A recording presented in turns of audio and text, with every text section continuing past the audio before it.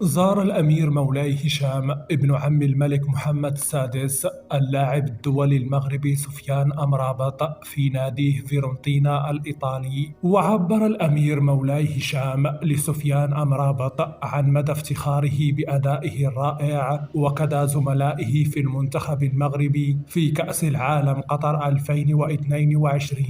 ونشر الأمير مولاي هشام العلوي على صفحته الرسمية على موقع تبادل الصور والفيديوهات انستغرام صورا جمعته بسفيان أمرابط، وأرفقهم بتعليق جاء فيه: بعد يومين من العمل الأكاديمي المكثف حان الوقت للنشاط بنفس القدر من الأهمية، مشاهدة محترفي كرة القدم والتعلم منهم. زرت يوم الثلاثاء الاتحاد الإفريقي لكرة القدم فيرونتينا وشاهدت دورتهم التدريبية في النادي الفلورنسي. وأضاف الأمير مولاي هشام في ذات التدوين: شكرا جزيلا للمدير الرياضي دانييل برادي، شكرا للفريق بأكمله للسماح لي بحضور جلستهم. أخيرا شكر خاص لسفيان أمرابط الذي وقع لي بلطف قميص الفريق.